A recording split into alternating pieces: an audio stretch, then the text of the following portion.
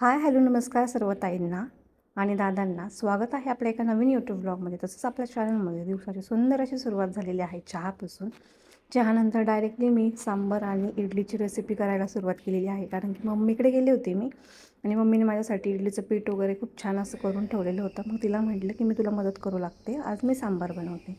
तर सगळ्या काही ज्या भाज्या आहेत त्या मी चिरून घेतलेल्या आहेत आणि भोपळा जो आहे ना तो किसून घेतलेला आहे, कारण की जर किसून घेतला भोपळा तर घट्ट असं आपलं सांबार होतं. त्यानंतर मी कुकर तापत ठेवलेला आहे, त्यात तेल टाकलं, जिरे टाकले, ते तडतडून दिले थोडे आणि त्यानंतर टोमॅटो कांदा हे सगळं आधी थोडंसं फ्राय करून घेतलेलं आहे.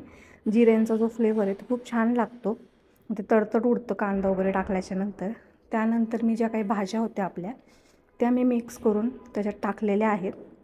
भोपळा वगैरे सगळं मी पाण्यात टाकलं होतं, कारण की ते काळं पडतं म्हणून. मग ते पण छान असं फ्राय करून घ्यायचं त्या तेलामध्ये. तेल आणि जिऱ्याची जी फोडणी दिली त्याच्यामध्ये मग थोडंसं परतलं का त्याची टेस्ट आणि फ्लेवर खूप छान असा येतो. हे बघू शकतात तुम्ही, परतलं आहे म्हणजेच ते बारीक झालेलं आहे भाजी वगैरे जे काय आहेत ते. त्या सर्व भाज्या परतल्याच्यानंतर मी मसुराची डाळ भिजत टाकली होती सांबारसाठी. त्याचं जे सांबार आहे ते खूप टेस्टी लागतं, त्यामुळे मी भिजत टाकलेली होती. त्यानंतर मग ती डाळ पण आपल्याला त्याच्यात फ्राय करून घ्यायची आहे. मस्त अशी 5 मिनटं फ्राय केली की पटकन ती डाळ शिजते आणि याच्यात थोडं मिक्स झालं तर त्याचा फ्लेवर पण खूप छान असा येतो. त्यानंतर मग आपण हळद टाकायची आहे, मीठ टाकायचं आहे. थोडंसं वाटलंच तर कमी जर पडलंच तर तेल पण टाकू शकतात तुम्ही वरतून, तुम्हाला जर जास्त आवडत असेल तर. मग ते मस्त असं मिक्स करून घ्यायचं, 5 मिनटं परतून द्यायचं ते. त्यानंतर मग आपण पाणी टाकू शकतो आणि डायरेक्टली कुकर लावू शकतो. जर कोणाला जास्त वेळ फ्राय करायचा असेल तर करू शकतात. त्यानंतर मी कोथिंबीर ॲड केलेली आहे. कोथिंबीरीचा पण फ्लेवर खूप छान असा येतो. बघू शकतात पाणी वगैरे इथं ॲड केले आणि मग म्हटलं कुकर लावून देऊयात आपण आणि मग आपण इडलीची तयारी करायला घेऊयात म्हटलं. इडलीचं बॅटर खूप छान असं फुगलेलं होतं. मम्मीने मी याच्या आधीच दळून वगैरे ठेवलं होतं आणि ते छान भिजलं होतं. ही जी काही काळं काळं दिसतंय तुम्हाला, ती जी काही डाळ आहे त्याचे साल त्याच्यामध्ये दळलेत भिजत घालताना, म्हणून ते तसं दिसतंय. आणि तर इडलीच्या कुकरमध्ये खाली ताईंनो पाणी टाकायचं आणि त्यात लिंबू टाकायचं. त्यामुळे आहे ना तुमचा जो इडलीचा कुकर आहे तो जळत नाही. आणि जे काही इडलीचे पात्र आहेत त्याला आपण तेल लावून घ्यायचं, म्हणजे इडल्या पटकन निघतात, त्याला चिटकून बसत नाहीत. थोडं थंड झालं की पटकन बरोबर त्या निघून जातात. मग सगळ्या काही ज्या इडल्या होत्या मी त्या भरलेल्या आहे पात्रामध्ये आणि त्या उकडत टाकलेल्या आहेत. त्यानंतर मग सगळं झालं, थोडा टाईम गेला. त्यानंतर मग मी कढई ठेवलेली आहे, त्यात जिरे वगैरे टाकलं, तेल वगैरे. तेल जर बघू शकतात तर त्याच्यात डाळबट्टी जी होती ती आम्ही तळलेली होती, म्हणून त्याचे जे काही क्रम्स आहेत ते राहिलेले आहेत. मग मम्मीला म्हटलं दुसरं भरवण्यापेक्षा आपण त्यातच करूयात. सो मग थोडंसं जे काही सांबारचं होतं ते तेलात टाकलं, म्हणजे मी ते जळत नाहीत मसाले वगैरे. इथे लाल मिरची, काळा मसाला, थोडंसं आमसूल टाकलेलं आहे मी. त्यानंतर सांबार मसाला मस्त असं ॲड केले, कढीपत्ता वगैरे. बघू शकतात वरतून मी सांबार मसाला ॲड करते आहे. मग त्यानंतर बाकीचं जे काही होतं आपलं परतलं, सगळं काही परतलं ना, तेल वगैरे सुटलं की त्याच्यामध्ये आपण सांबारचं जे काय आहे ते मिक्सचर ते टाकायचं आहे. मस्त असं हलवून घ्यायचं, थोडंसं त्याला उकळी द्यायची. त्यानंतर गरम पाणी टाकायचं. गरम पाणी जर टाकलं ताईंनो तर खूप छान अशी टेस्ट येते त्याची. त्याच्यावरती कोथिंबीर गार्निश करायची आहे.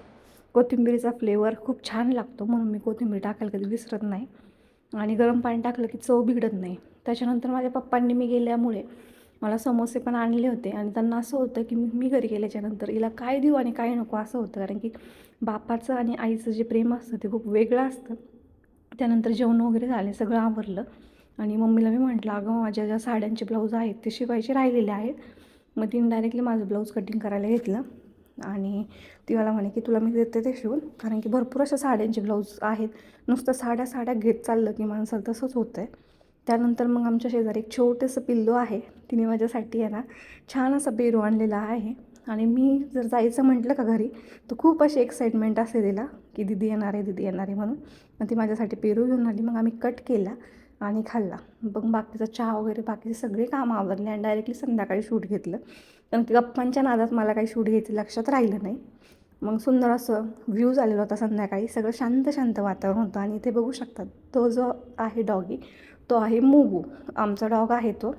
आणि त्याला पण मी गेले की खूप आनंद होतो. त्यानंतर जेवण वगैरे झालं आणि मम्मीने ना माझ्यासाठी करंज्या बनवल्या होत्या. खरंच आईची माया ती खूप वेडी असते. तिने माझ्यासाठी करंज्या बनवल्या. आदल्या दिवशी मी जाणार, ती आजारी होती म्हणून मी तिला भेटायला गेली होते, पण तिने माझ्यासाठी करंज्या वगैरे बनवल्या, भरून पण दिल्या आम्हाला.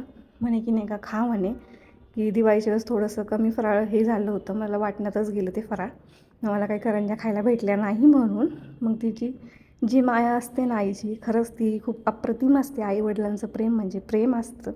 लग्न झाल्यावर भरपूरशा गोष्टी कळतात, लग्नाच्या आधी भरपूरशा गोष्टी अशा कळत नसतात. नंतर खूप असं कळतं की जी काही प्रेम असतं ना ते आईवडिलांशिवाय खरंच कोणी करू शकत नाही.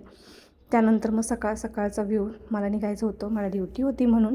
त्यात आमचा गॅस पण संपला. मग पप्पांनी पटकन टाकी जाऊन आणली, कारण की मुलीला जायचं म्हटल्याच्यानंतर बापाला टेन्शन असतं खूप, आणि खूप असं क्षण डेंजर असतो माझ्यासाठी मी घरातून निघताना, कारण की मला असं वाटतं की मी परत येऊच नाही नगरला म्हणून.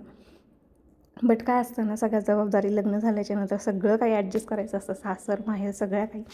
मग ते मला स्टॉपला सोडवायला आले, आणि तिथे गेल्याच्यानंतर पण आमच्या गप्पा सुरू झाल्या. मग थोड्याशा गप्पा मारल्या, आणि इथे बघू शकतात ऊस तोडीचं काम चालू आहे, त्यामुळं ना बैलगाड्या भरपूर प्रमाणात, आणि खूप छान त्यांची घुंगरं वाजतात. खूप छान असं वाटत होतं सकाळी. आणि गावाकडची मॉर्निंग खरंच आवडते मला. मस्त असं असतं, निवांत सगळ्यांची कामं छान चाललेली असतात. मग इथं आम्ही दोघं गप्पा मारत बसलो, आणि इथे आम्ही बसची पण वाट बघत बसलो. बस काही लवकर येईना. नंतर बस आली, त्यांनी हात वगैरे केला, बसला, मग मला बसून दिलं. आणि बापाची माया आहे ना लेकीसाठी खूप वेगळी असते. जगात बाप म्हणजे ना खूप मोठं गोष्ट आहे आपल्या आयुष्यात. आणि आईचंही प्रेम तसंच असतं. तिचं दुखत होतं तरी पण तिने मला करंज्या वगैरे करून दिलं. तिला असं होतं की हिला काय करू आणि काय नको.